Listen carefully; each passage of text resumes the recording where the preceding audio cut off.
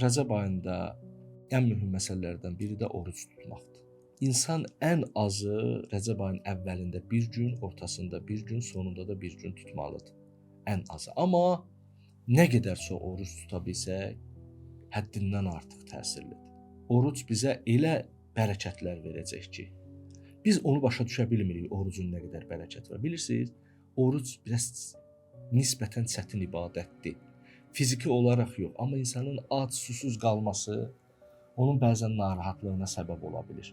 Amma o qədər onun fəziləti var, o qədər onun xeyir və bərəkəti var. Həm insanın cisminə xeyir və bərəkəti var, həm də ruhda elə bir şeylər yaradır ki, əvəzsizdir. İnsan 100 rükət namaz qılsa, orucundan aldığı savabı alar, almaz. Niyə? Çünki orucun başqa bir cəhətdən təsirləri vardır. Biri təqvalı olmaqdır. Ramazan ayının həmin o ayəsində belə deyir də ki, "Ləalləkum təttəqun." Umulur ki, siz təqvalı olacaqsınız. Təqva verir insana, nəfslə mübarizədə güc-qüvvət verir insana, insanın ruhuna nuraniyyət bəxş eləyir və bilmədiyimiz nə qədər məsələlər. Ona görə də bu ay 3 dəfə olmasın. Heç olmasa həftədə 2 dəfə olsun. Ən azı həftədə 2 dəfə olsun. Özü də bilirsiniz də bu illər qış aylarına düşür deyə orucun saatı da azdır, həddindən artıq azdır.